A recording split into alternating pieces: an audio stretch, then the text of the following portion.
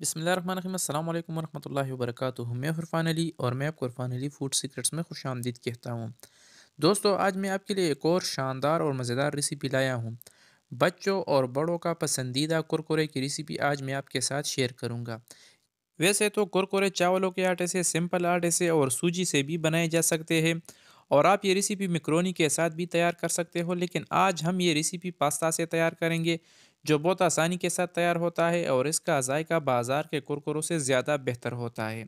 तो चलिए friend, start करते हैं इस मज़ेदार सी वीडियो को। यहाँ पर मैंने पास्ता लिया है, 30 रुपये का पास्ता यहाँ पर मैंने लिया है। अगर आप ज़्यादा रेसिपी बनाना चाहते हो तो मकदार ज़्यादा भी कर सकते हो।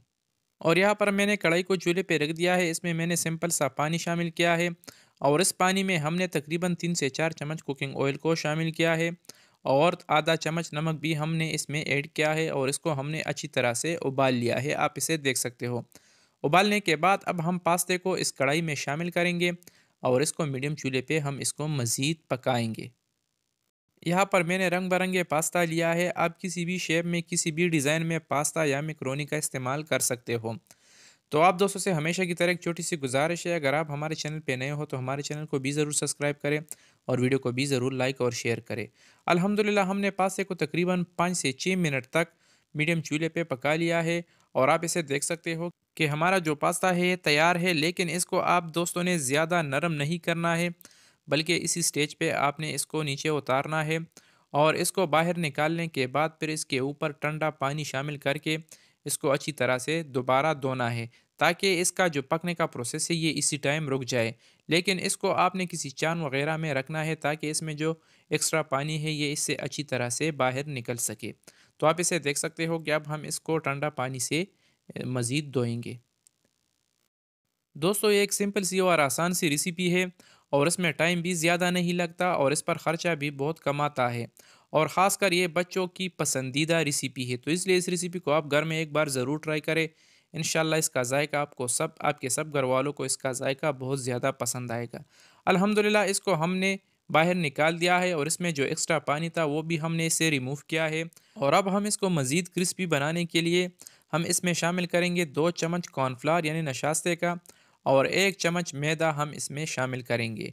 इन सारी चीज़ों को इसमें शामिल करने के बाद इसको हम अच्छे तरीके से मिक्स करेंगे और मिक्स करने के बाद फिर हम दोबारा इसको उसी चान में ऐड करेंगे ताकि इसमें जो एक्स्ट्रा मैदा या कॉर्नफ्लावर है ये इससे बाहर निकल सके।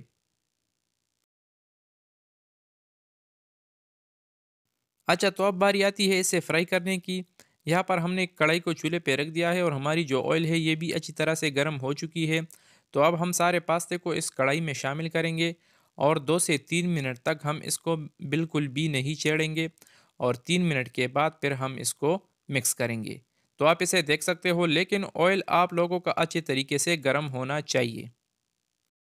अगर ये एक दूसरे के साथ चिपक जाए तो आप दोस्तों ने घबराना बिल्कुल भी नहीं है और पकने के बाद यानी फ्राई होने के बाद किसी चम्मच की मदद से ये आसानी के साथ एक दूसरे से अलहदा हो जाएगी इंशाल्लाह।